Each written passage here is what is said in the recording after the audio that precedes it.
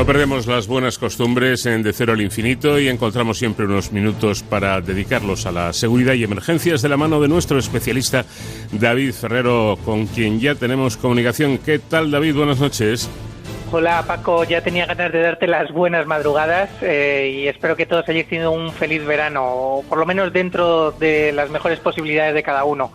Qué pena que se han terminado las vacaciones, pero qué alegría es volver también, Paco, a los micrófonos de Onda Cero para seguir hablando en esta sección de héroes sin capa, de esas personas que cuidan de todos nosotros y con los que aportamos nuestro granito de arena, pues para hacer un poco de cultura de protección civil, seguridad y defensa.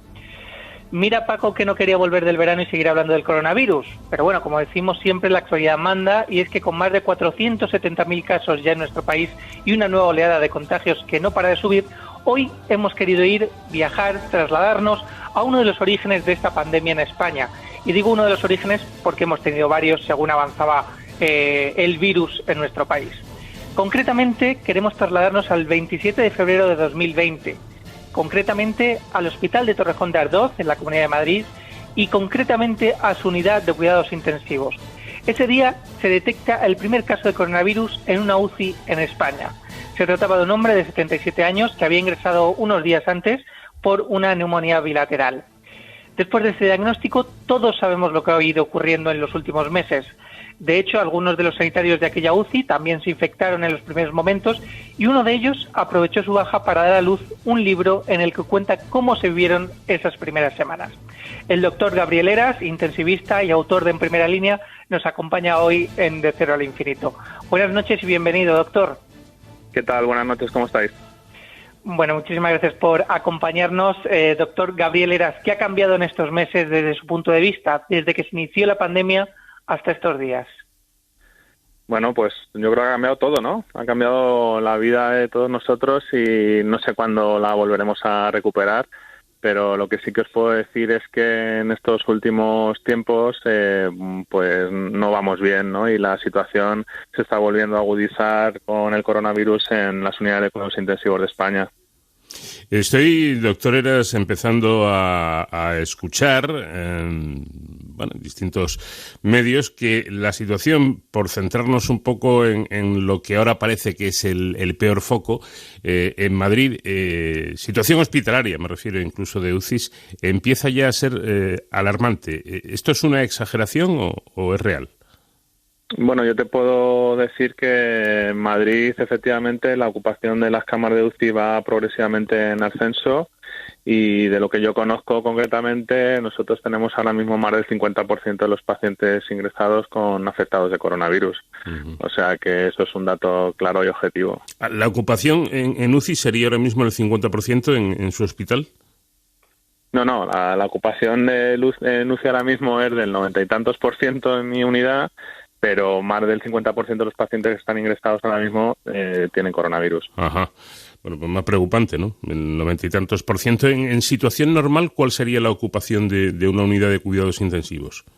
Bueno, lo normal sería una ocupación que ronde entre el 70 y el 80%, pero como pueden entender esto es muy variable en función del tipo de hospital y el tipo de unidad, ¿no? Hay hospitales que tienen unas ocupaciones cercanas al 65 y hay otras que estamos alrededor siempre del 100%, 110%. O sea, hay mucho recambio de pacientes en muchos hospitales, ¿no? Doctor, en el libro, en Primera Línea, habla de que esta pandemia ha puesto en evidencia nuestro sistema sanitario como que quizás no es el mejor del mundo como siempre hemos considerado. ¿Qué reflexión podemos sacar de esto?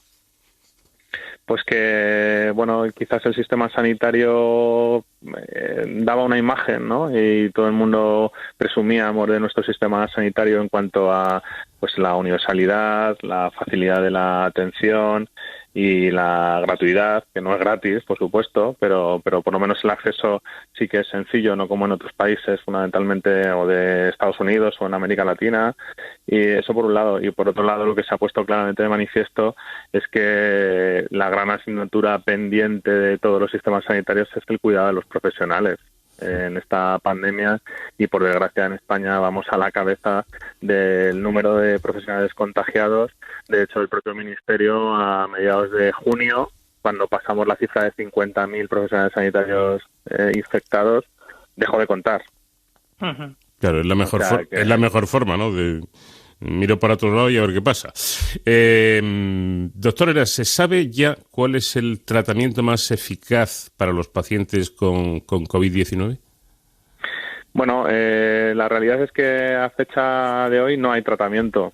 Y lo que sí que hemos visto es que hay un fármaco, que es la dexametasona, que es un corticoide, que ha cambiado radicalmente el pronóstico de los pacientes, ¿no? Este antiinflamatorio pues actúa directamente contra este gran proceso inflamatorio que genera el coronavirus y, bueno, se ha publicado científicamente y además nosotros lo hemos visto claramente que a raíz de empezar a usar el fármaco de forma masiva, los pacientes se ponen menos graves e incluso hay algunos que ni siquiera necesitan de cuidados intensivos. Y lo que también estamos viendo en esta segunda ola, que es real, que muchas veces la gente habla con paños calientes diciendo, bueno, estamos... No, yo les digo que lo que estamos viviendo en los hospitales es la vuelta a lo que ocurría en marzo, abril, ¿no? Uh-huh. Bueno, pues los pacientes están menos tiempo de estancia en cuidados intensivos y sobreviven más. Definitivamente. Bueno, sin duda uno de los momentos de los que más se ha hablado, y con razón, y que marcan el punto más elevado en esta crisis, fue el de la saturación de la asistencia sanitaria, que hizo necesario el llamado triaje. Este es un tema muy sensible, como usted bien sabe, doctor, porque se trata en una situación absolutamente disparada de saturación incluso de las camas de UCI. Se trata, como digo, de decidir qué pacientes ingresan en UCI y cuáles no. Quizá convenga, doctor Heras, partir aclarando que el triaje en UCI se hace siempre, no solamente en situación de emergencia o de pandemia, ¿no? Es decir, una persona es ingresada en la UCI o no, y corríjame si me equivoco, dependiendo de la valoración que el especialista haga y piense si realmente merece la pena, si hay posibilidades, la edad del paciente, la situación en que se encuentra, enfermedades previas. ¿Esto es así? Tal cual. Eso es a nosotros, a los profesionales de cuidados intensivos, nos ha llamado mucho la atención este debate. Quizás también nos ha hecho reflexionar que la población no conocía lo que son el trabajo diario de las unidades de cuidados intensivos, ¿no? Uh-huh.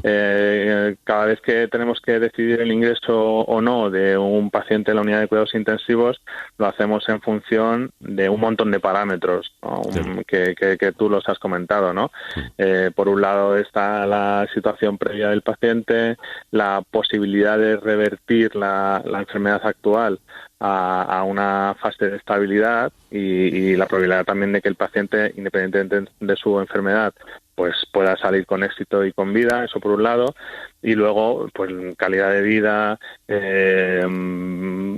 pluripatología previa, pronóstico, y eso es una decisión muy compleja, pero que nosotros estamos habituados a tomar y las tomamos todos los días.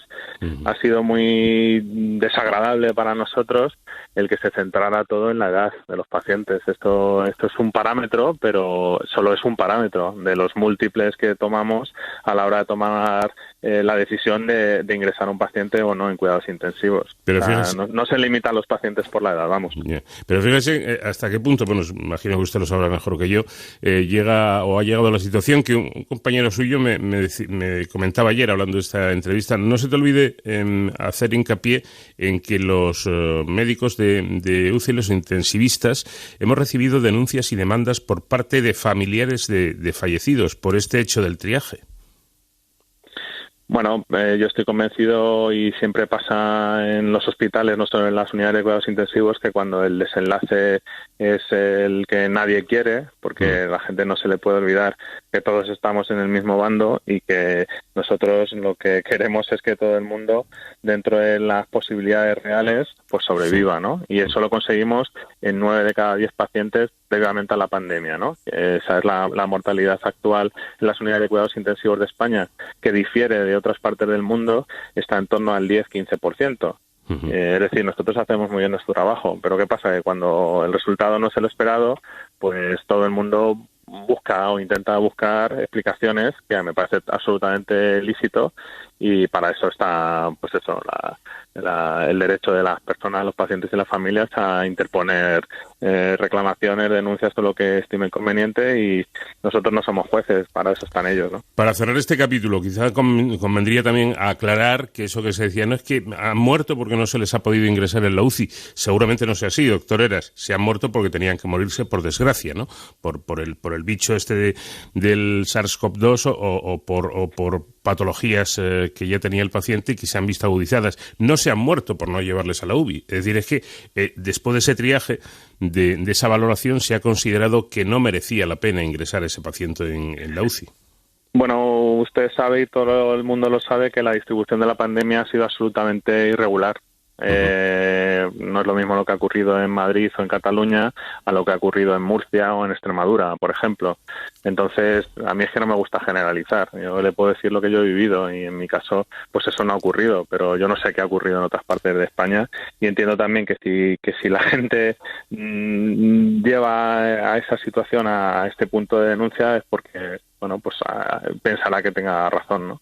Lo que está muy claro es que, bueno, pues nunca había habido en medicina, en lo que nosotros conocemos, tanta necesidad de ingresar pacientes en cuidados intensivos. Pues si en Madrid habitualmente hay 700 camas, hemos llegado a tener hasta 4.500, la hemos multiplicado casi por 6 el número de camas de pacientes de UCI, pero el incremento de los profesionales no se ha visto multiplicado por 6.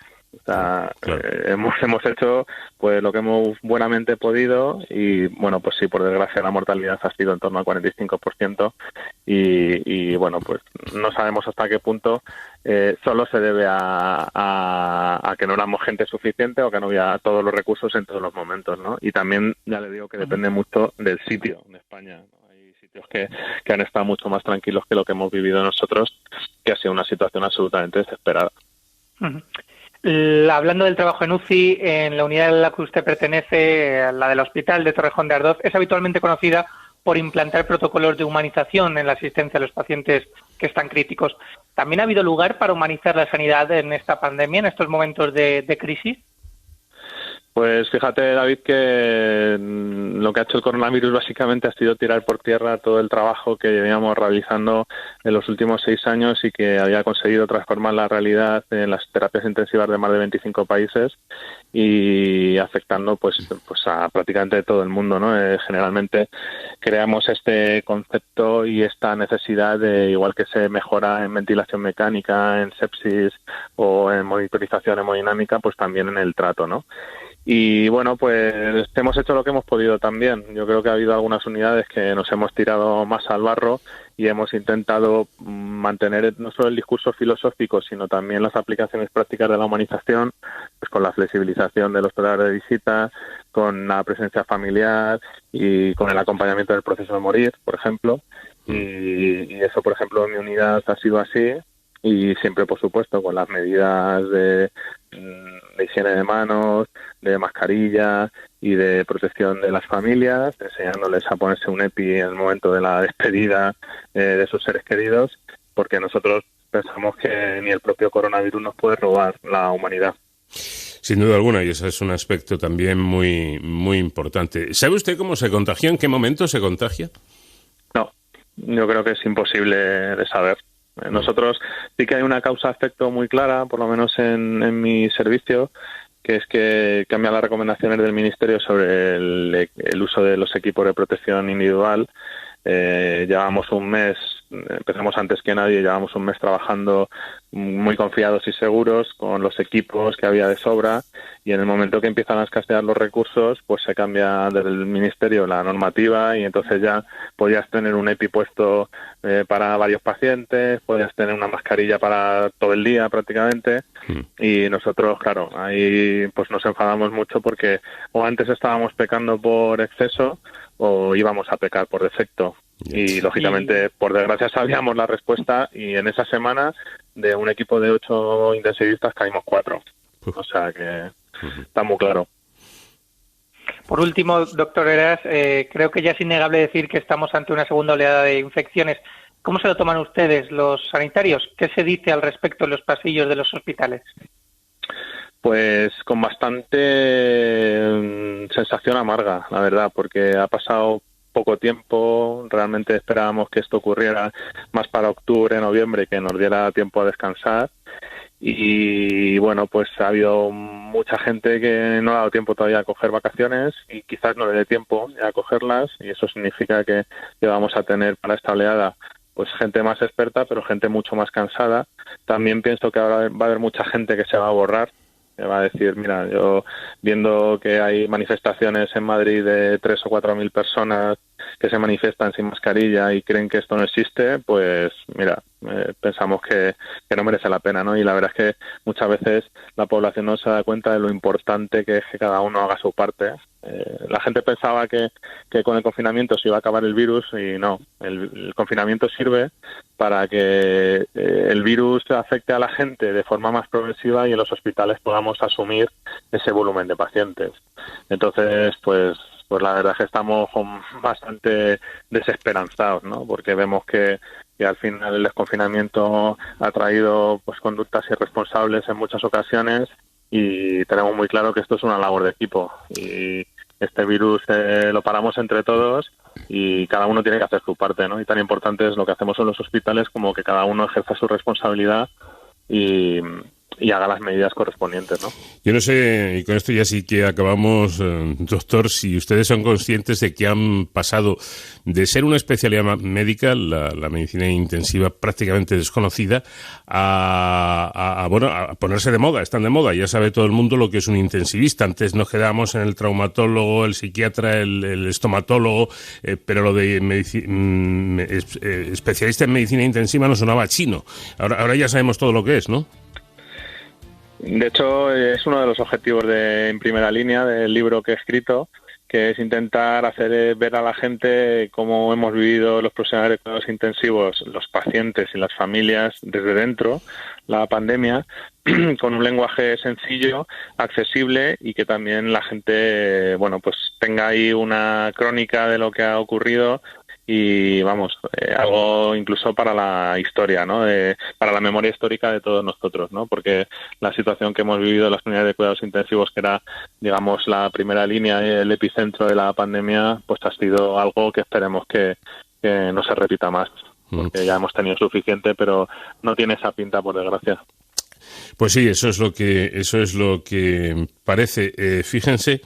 Sin desmerecer ninguna especialidad médica, que todas merecen todo el respeto, pero cuando ya no hay más, cuando ya no se puede llegar a más, cuando ya no se puede consultar a nadie más, se llega al médico intensivista, que está arriba, en la cumbre de la pirámide, porque una especialidad puede echar mano de otra, puede decir, pues mira, no lo tengo claro, a ver qué te parece, pero el intensivista ya no tiene a quién consultar, es decir, que posiblemente esa decisión fundamental sea el especialista en intensivos quien la tenga que tomar, no es ninguna tontería. Afortunadamente, para algo bueno tenía que servir todo esto, pues entre otras cosas hemos conocido lo que es esta especialidad médica tan dura además.